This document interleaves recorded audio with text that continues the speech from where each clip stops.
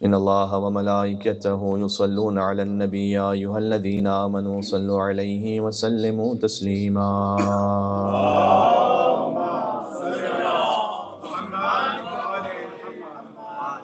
أعوذ بالله من الشيطان الرجيم بسم الله الرحمن الرحيم وبه نستعين وهو خير ناصر ومعين وصلى الله على رسوله الكريم حبيب إله العالمين سيدنا ونبينا ومولانا بالقاسم محمد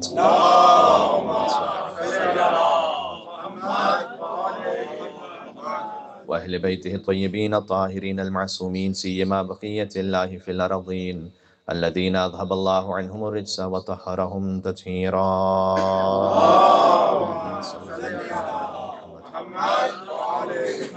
رحمة الله على محبيهم واللعنة الدائمة على أعدائهم أجمعين بسم الله الرحمن الرحيم يا أبا الحسن يا أمير المؤمنين يا علي بن أبي طالب يا حجة الله على خلقه يا سيدنا ومولانا إنا توجهنا واستشفعنا وتوسلنا بك إلى الله وقدمناك بين يدي حاجاتنا يا وجيها عند الله اشفع لنا عند اللہ صلوات بر محمد وآل محمد۔ سورہ انبیاء کی وہ معروف آیت کے جو ہر سننے والے کے ذہن میں ہے، 4 الفاظ پر مشتمل کل نفس ذائقۃ الموت، اس سے پہلے کی ایک آیت ہے کہ جو آج گفتگو میں بطور ربط پیش کرنا چاہتا ہوں۔ کل نفس ذائقۃ الموت، ہر نفس کو موت کا ذائقہ چکھنا ہے۔ اس سے پہلے اللہ سبحانہ وتعالیٰ نے فرمایا کہ وما جعلنا لبشر، ہم نے کسی ایسے انسان کو قرار ہی نہیں دیا کہ جو ہمیشہ زندگی گزارنے والا ہو۔ من قبل الخلد، اے رسول آپ سے پہلے ہم نے کسی کو بھی ایسا نہیں بنایا کہ جو ہمیشہ رہنے والا ہو، چاہے وہ حضرت سلیمان جیسی حکومت رکھنے والا ہو، حضرت ابراہیم جیسے ابو الانبیاء ہوں جو امام تھے انسانوں کے۔ ہم نے کسی بھی انسان کو آپ سے پہلے بھی ایسا نہیں بنایا کہ جو ہمیشہ رہنے والا ہو۔ ایک اعتراض کہ جو مکہ والے کرتے تھے حضور مکرم پر، بلکہ خواہش کا اظہار کرتے تھے کہ ایک نہ ایک دن انہیں گزر جانا ہے اور مر جانا ہے، تو ان کا دین بھی ختم ہو جائے گا ان کے مرنے کے ساتھ، ان کے مرنے کے ساتھ ان کا دین ختم ہو جائے گا۔ ایک صلوات دیجیے گا محمد وعلی محمد صلی اللہ علیہ محمد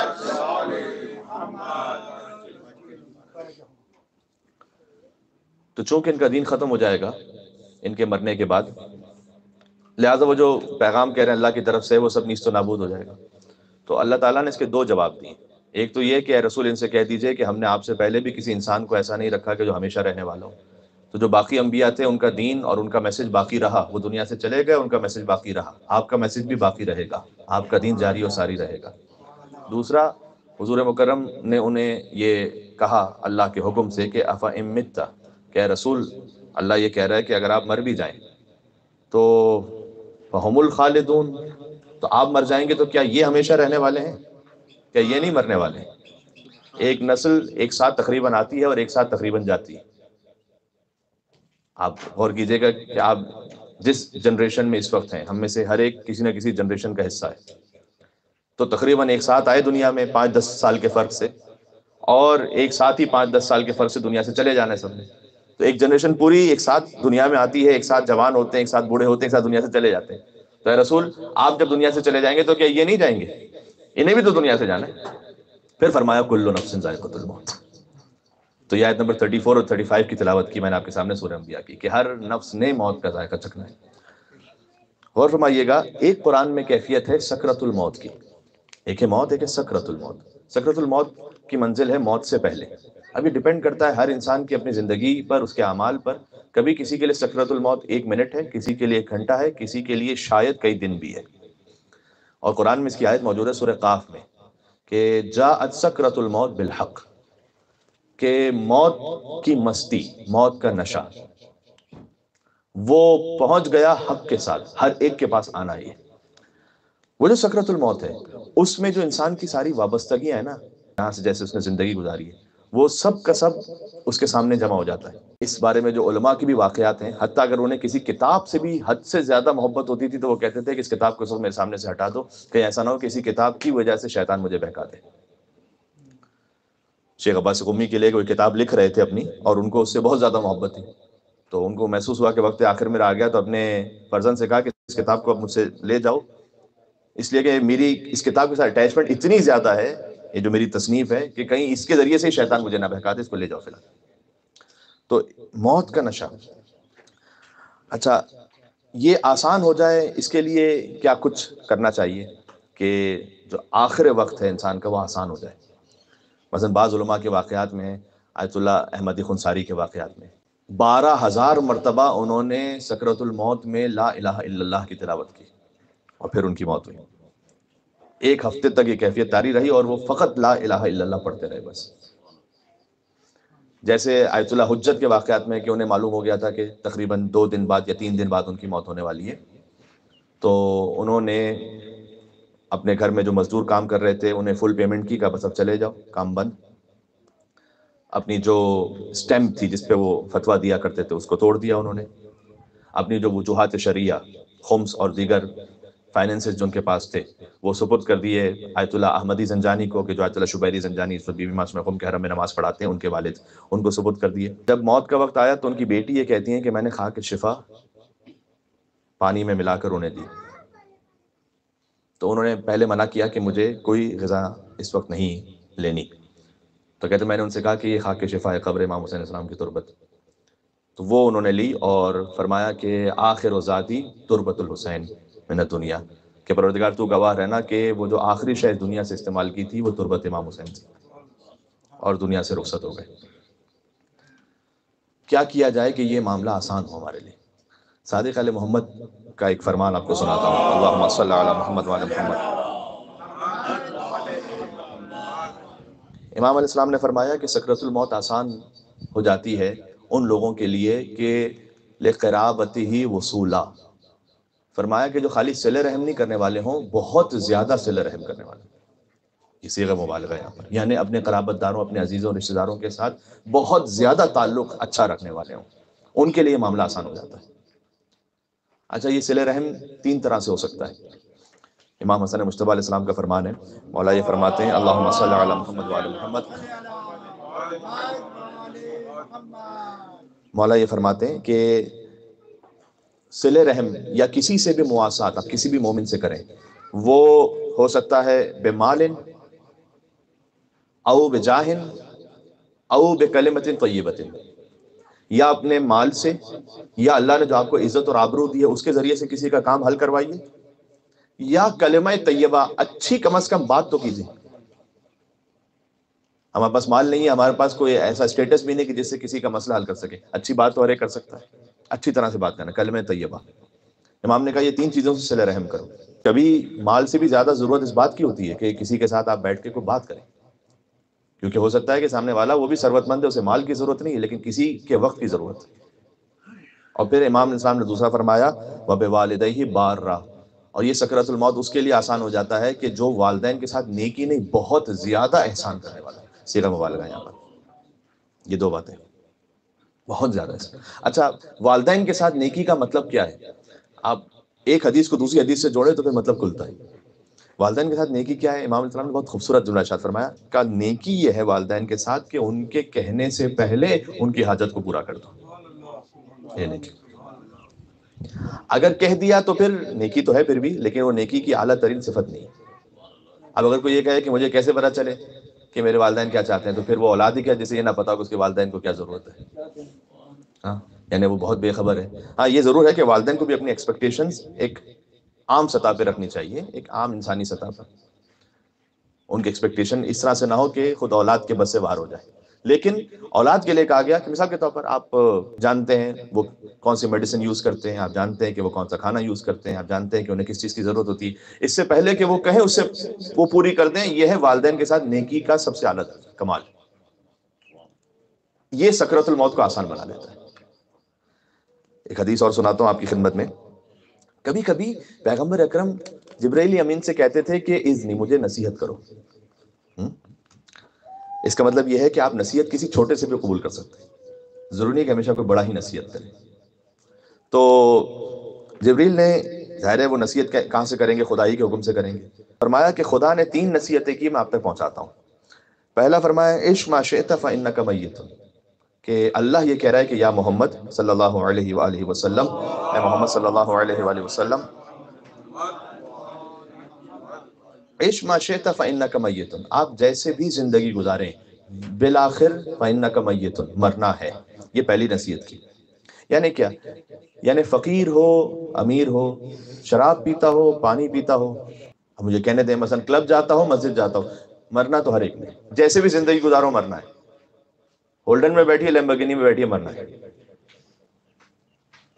فإنک میت، پہلی نصیحت یہ ہے کہ مرنا ہر ایک نے۔ جو خدائی کا دعویٰ کرتے تھے وہ بھی مر گئے۔ پھر کہا احبب ما شئت فإنک مفارق، یہ بہت اہم ہے، بہت غور کیجیے گا، کہ جس چیز سے بھی محبت کر لو بالآخر اس سے جدا ہونا ہے۔ ایک ایکٹیویٹی بسا اوقات کروائی جاتی ہے، میں اس کو دینی حوالے سے اس وقت پیش کر رہا ہوں آپ کے سامنے، کہ اس وقت خیر پین پیپر تو نہیں سب کے پاس کہ کوئی لکھ سکے، لیکن آپ اپنے دل میں سوچئے کہ آپ کی اس وقت محبوب ترین ہستی کون ہے؟ ضروری نہیں کہ وہ خاتون ہی ہو سکتا ہے کہ کسی کے لیے کوئی مال ہو، اس کی عزت ہو، کسی کی کوئی عادت ہو جو اس کے لیے سب سے محبوب ہے۔ فَإِنَّكَ مُفَارِقُ، جو بھی آپ کا محبوب ترین ہے اس سے جدا ہونا ہے آپ۔ پھر فرمایا وَعْمَلْ مَا شِئْتَ، اور کچھ بھی آپ عمل کر لیجئے، فَإِنَّكَ لَاقِي، آپ اسی عمل سے ملاقات کریں گے، خود اس عمل سے ملاقات کریں گے۔ سبحان اللہ، اس عمل سے کیسے ملاقات کریں گے؟ ابھی سکرۃ الموت کی بات ہو رہی ہے۔ ایک جوان تھا، حضور مکرم اس کے پاس پہنچے، مرنے والا تھا، اب سکرۃ الموت اس پہ طاری ہے۔ حضور نے اسے کہا کہ لا الہ الا اللہ، نہیں کہہ پا رہا، نہیں کہہ رہا لا الہ الا اللہ۔ حضور نے کہا کہ لا الہ الا اللہ، نہیں کہہ پا رہا لا الہ الا اللہ۔ حضور نے دیکھا کہ خاتون قریب میں تشریف فرمائے، پوچھا یہ کون ہے؟ فرمایا کہ یہ ماں ہے ان کی۔ حضور نے اس ماں سے پوچھا کہ آپ کیا ناراض ہیں اس سے؟ تو کہا ناراض نہیں ہوں، بلکہ 6 سال سے ہماری بات چیت بند ہے۔ حضور مکرم نے کہا کہ میں آپ سے درخواست کرتا ہوں کہ آپ اسے معاف کر دیں، کیونکہ اس کی زبان پر اس وجہ سے لا الہ الا اللہ نہیں آ پا رہا ہے۔ یہ وہ نصیحت تھی جو اللہ تعالیٰ نے کی تھی کہ جو عمل کر لو گے اسے خود دیکھو گے اپنے سامنے، اس سے تو ملاقات کرو گے۔ تو اس خاتون نے کہا کہ یا رسول اللہ آپ کا حکم آیا، میں نے معاف کیا۔ تو حضور پھر اس کے پاس گئے، کہا کہو لا الہ الا اللہ۔ تو اس نے کہا لا الہ الا اللہ۔ اس کے بعد حضور نے کہا کیا دیکھ رہے ہو؟ اس نے کہا کہ میں اب بھی اپنے اطراف میں کچھ سیاہ تصویروں کو اور سیاہ ایسی مخلوقات کو دے رہا ہوں جس سے مجھے خوف آ رہا ہے۔ حضور نے کہا کہ یہ پڑھو یا من یقبل الیسیر ویعفو عن الکثیر اقبل منی الیسیر واعف عن الکثیر انک انت الغفور الرحیم، اے وہ کہ جو تھوڑے کو قبول کر لیتا ہے کثیر کو معاف کر دیتا ہے، میرے تھوڑے کو قبول کر لے اور میرے کثیر کو معاف کر دے، کہ تو بہت ہی زیادہ مہربان اور رحم کرنے والا اور معاف کرنے والا ہے۔ اس نے کہا یا رسول اللہ، جیسے اس نے یہ کہا کہ اب وہ جو صورتیں تھیں وہ چلی گئیں اور نورانی صورتیں اب آ گئیں۔ ہم اپنے عمل سے ملاقات کریں گے انشاءاللہ، ہمارا سکرۃ الموت کا معاملہ اچھی طرح سے گزرے، اہل بیت علیہ السلام سے ملاقات ہو، اس وقت مل کے صلوات بھیجیں محمد وعلی محمد، اللہم صلی علی محمد وعلی محمد۔ ایک آیت اللہ سید جمال الدین گل پائگانی تھے، یہ وہ عالم تھے کہ آیت اللہ بروجردی کا نام تو آپ نے سب نے سن رکھا ہے، بی بی معصومہ خم کے ساتھ ہی حرم میں جو مسجد اعظم ہے وہ آیت اللہ بروجردی کی بنائی ہوئی ہے، اور حوض علمیہ خم کے لیے ان کی بے انتہا خدمات ہیں۔ تو آیت اللہ بروجردی کبھی کبھار آیت اللہ سید جمال الدین گل پائگانی کو کہتے تھے کہ تم مجھے نصیحت کرو، تو سید جمال الدین گل پائگانی اس مقام کی شخصیت ہے۔ ان کے ایک استاد تھے جن کا نام تھا جہانگیر خان قشقائی۔ آپ نے یوزولی مراجع اور علماء میں ایسا نام نہیں سنا ہوگا جہانگیر خان قشقائی، اس لیے کہ یہ 40 ایئرز تک تار بجاتے رہے تھے، اور اس کے بعد جو بھی ان کا انسٹرومنٹ تھا اس کا تار ٹوٹ گیا، تو اصفہان گئے تھے اس تار کو ٹھیک کرنے کے لیے، اور مدرسہ صدر سامنے تھا، اس کے ساتھ ایک شخص بیٹھا ہوا تھا، تو انہوں نے پوچھا کہ یہ تار کس طرح سے کہاں ٹھیک ہوگا یہ؟ تو اس نے کہا کہ یہ تار تو اللہ جانے کہاں سے ٹھیک ہوگا، لیکن تم نے اپنے دل کے جو تار ہے اس کی کیفیت وہ ٹھیک کی ہے کہ نہیں کی ہے، وہ ٹھیک کرو تاکہ آخرت بخیر ہو۔ کبھی کبھی ہوتا ہے ایک جملہ ایسا دل پہ لگا جا کے، سامنے ہی مدرسہ تھا تو اس میں چلے گئے، تو جو میوزیکل انسٹرومنٹ بجاتے تھے اس کو چھوڑ دیا اور مدرسے میں گئے، وہیں داخلہ لیا، بہرحال زندگی گزاری، 40 ایئرس میں تعلیم حاصل کرنا شروع کی، اور پھر آیت اللہ سے جمال الدین گلپائگانی جیسے ان کے استاد بنے، اور آیت اللہ برجردی کے استاد ہیں جہانگیر خان قشقائی۔ انہوں نے نصیحت کرتے تھے اپنے شاگردوں کو، جو آپ آج تشریف لائے ہوئے نا قبرستان میں اس لیے جملہ کہہ رہا ہوں، وہ نصیحت کرتے تھے کہ جب بھی موقع میسر آئے قبروں کے درمیان جا کر 1-2 گھنٹہ کچھ وقت گزارا کرو اور غور و فکر کیا کرو، یہ سب سے بڑا موعظہ ہے اور یہ سب سے بڑی نصیحت ہے۔ بات واضح ہو رہی ہے؟ سبحان اللہ۔ اچھا، میں بات کو اختتام تک پہنچاتا ہوں، زیادہ طولانی کلام نہیں کرنا چاہتا، 2 روایتیں سناؤں گا، بات ختم کروں گا۔ پہلی یہ کہ ایک سکرۃ الموت کے بارے میں بات ہو گئی، بہت زیادہ صلہ رحم، بہت زیادہ والدین کے ساتھ نیکی انشاءاللہ، یہ 2 اعمال ہیں۔ قبر میں جا کر کون سے اعمال ہم لے کے جائیں کہ راحت رہے، اس کے لیے ایک حدیث سن لیجیے۔ امام علیہ السلام نے فرمایا کہ جہاں بھی انسان کی جو بھی قبر ہے نا، وہ روزانہ 5 مرتبہ صدا دیتی ہے، انسان کو پکارتی ہے قبر۔ قبر پکارتی ہے صاحب قبر کو، یعنی اس کا مطلب یہ ہے کہ اللہ تعالیٰ نے زمین کے علم میں بات رکھی ہے کہ کون کہاں دفن ہونے والا ہے، تو وہ ہمیں پکار رہی ہوتی ہے وہ قبر۔ پہلی جو قبر کی صدا ہے وہ یہ ہے کہ میں فقر کا گھر ہوں، اپنے لیے کوئی خزانہ ساتھ میں لے کر آنا۔ تو امام سے پوچھا گیا کہ مولا وہ خزانہ کیا ہے؟ سب سے پہلے فرمایا قبر کا خزانہ ہے لا الہ الا اللہ محمد رسول اللہ علی ولی اللہ، یہ لے کر آنا۔ ایک مل کے صلوات دیجیے گا، میں بات آگے بڑھاتا ہوں۔ اللہم صلی علی محمد وعلی محمد۔ پھر فرمایا میں ظلمت کا گھر ہوں، نور اپنے ساتھ لے کر آنا۔ امام سے پوچھا گیا کہ مولا قبر کا نور کیا ہے؟ کا نماز کی پابندی، نور اپنے ساتھ لے کر آنا، بالخصوص نماز فجر۔ نماز فجر اگر کوئی اول وقت میں پڑھنے کا عادی ہو تو اس کا فائدہ پتہ کیا ہے؟ امام کی حدیث کے مطابق وہ جو فجر کا وقت ہوتا ہے نا، اول وقت، وہ رات کے وقت میں بھی ہے گویا اور دن کے وقت میں بھی ہے، کیونکہ ابھی رات پوری ختم نہیں ہوئی اور دن ابھی شروع نہیں ہوا۔ کہ جو اول وقت میں نماز فجر پڑھتا ہے تو رات کے فرشتے بھی فجر لکھتے ہیں اور دن کے فرشتے بھی فجر لکھتے ہیں، کیونکہ رات کے فرشتے جا رہے ہوتے ہیں، دن کے فرشتے آ رہے ہوتے ہیں، تو وہ دونوں ایک ہی عمل لکھتے ہیں، یعنی ایک فجر 2 لکھی جاتی ہے نامہ اعمال میں۔ میں ظلمت کا گھر ہوں، نور لے کر آنا۔ تیسرا، قبر صدا دیتی ہے کہ میں وحشت کا گھر ہوں، کوئی انیس لے کر آنا ساتھ میں۔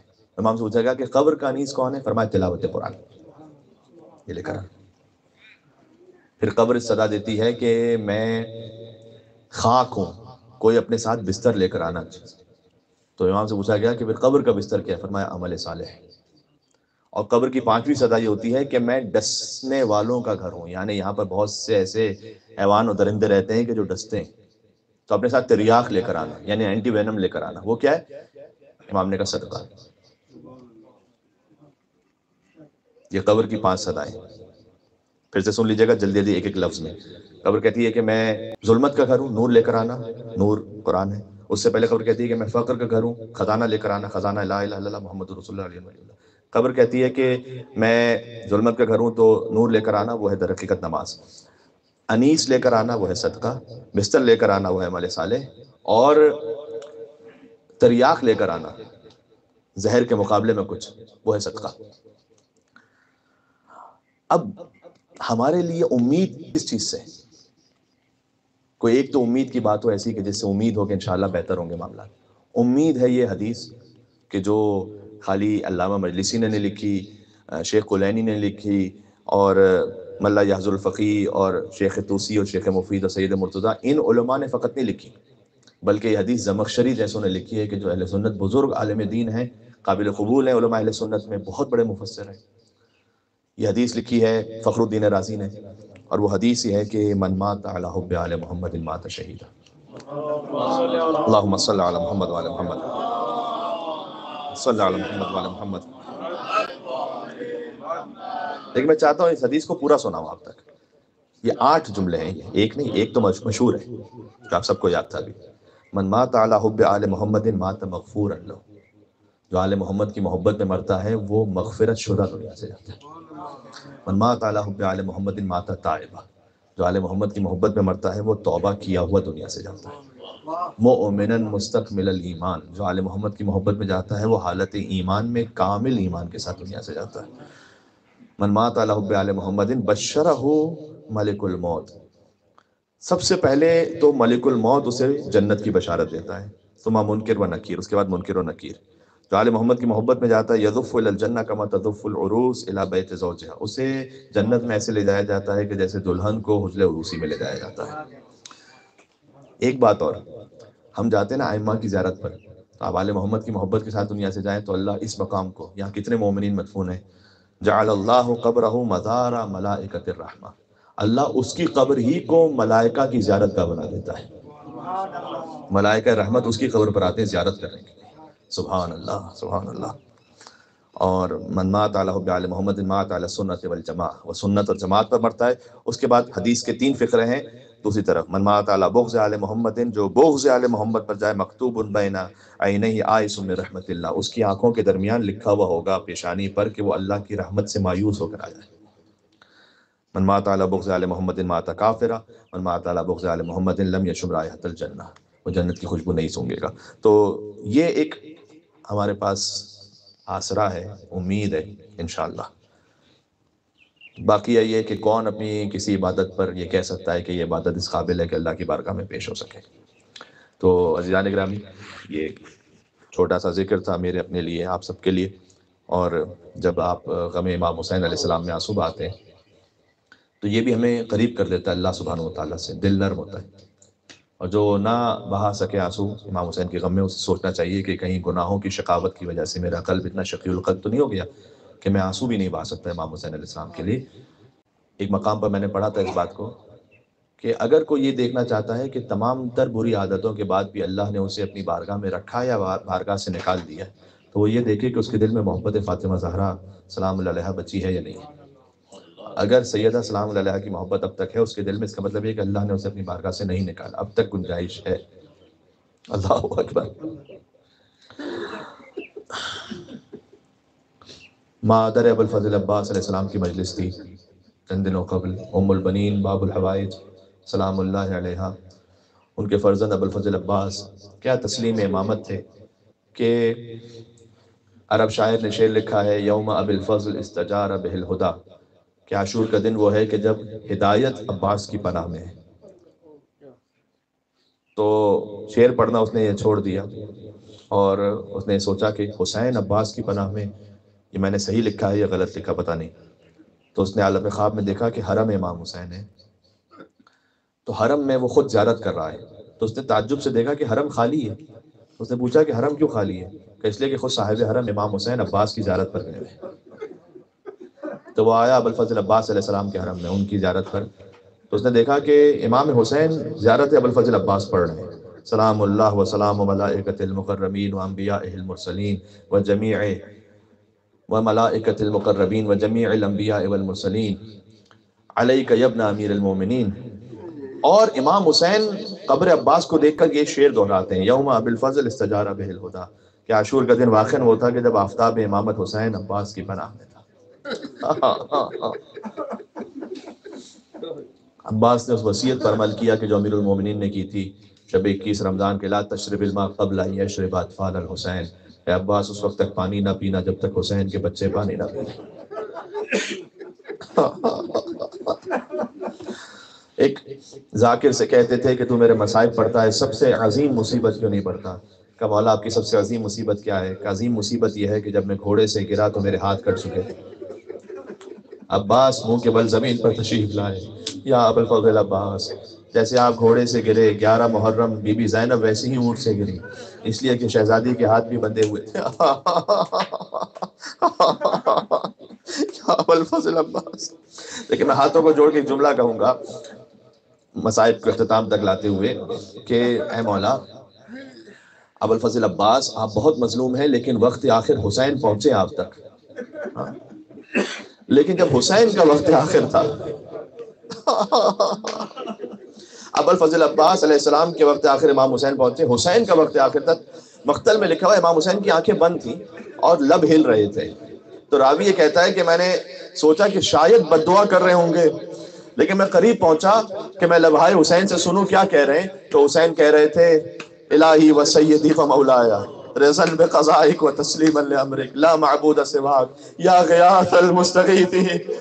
حسین بار بار کہتے تھے یا غیاث المستغیثین، اے فریاد کرنے والوں کی فریاد سننے والے، تیرے سوا کوئی معبود نہیں ہے، حسین تیری رضا پر راضی ہے۔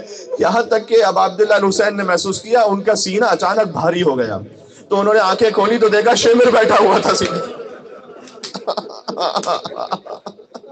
یا ابا عبداللہ، امام حسین نے فرمایا یہ بوسہ گاہ رسول ہے، یا رسول چومتے تھے تو سینے سے اتر جا۔ اب ایک مصائب اور مقتل کا جملہ اتنا شدید ہے اور درد آور ہے۔ آپ جانتے ہیں ہمارے ہاں مصائب میں پڑھا جاتا ہے، جو کہ ایک روایت ہے، اس سے انکار نہیں کہ روایت صحیح نہیں، کہ شمر نے امام حسین علیہ السلام کا سر تن سے جدا کیا، لیکن در حقیقت مقتل کربلا میں اختلاف ہے کہ سر حسین کس نے جدا کیا، سنان نے کیا، خولی نے کیا، یا شمر نے کیا؟ کیوں؟ اس کی وجہ جانتے ہیں کیا ہے؟ جب وقت آخر تھا امام حسین کا تو اتنا مجمع جمع تھا امام حسین کے پاس، اور جس کے ہاتھ میں جو تھا وہ مار رہا تھا امام حسین، لہذا نہیں معلوم سنان نے سر کا یا خولی نے یا شمر نے۔ بہرحال اسی خاطر تک امام حسین نے شہزادی زینب سے کہہ دیا تھا ارجعی الی الفستان، آپ خیام میں چلی جائیے، آپ سے یہ منظر نہیں دیکھا جائے گا۔ بس کچھ دیر بعد بی بی زینب نے دیکھا، آخری جملہ ہے اولاد والوں، یا ابا عبداللہ کہہ کر رو لینا مرحومین کے احسان ثواب کے لیے۔ کچھ دیر بعد بہن نے دیکھا بھائی کا سر نو کے نیزہ پر بلند ہو چکا، فرمایا السلام علیکہ یا ابا عبداللہ۔ حسین کا سر نو کے نیزہ پر بلند تھا، تالیاں بج رہی تھیں، نقارے پیٹے جا رہے تھے، الا قد قتل الحسین بکربلا وسيعلم الذين ظلموا آل محمد أيام منقلب ينقلبون السلام على الحسين وعلى علي بن الحسين وعلى أولاد الحسين وعلى أصحاب الحسين۔ فاتحة تمام مرحومين۔ بسم الله الرحمن الرحيم مالك يوم الدين إياك نعبد وإياك نستعين اهدنا الصراط المستقيم صراط الذين أنعمت عليهم غير المغضوب عليهم ولا الضالين۔ نعرہ صلوات، اللهم صل على محمد وعلى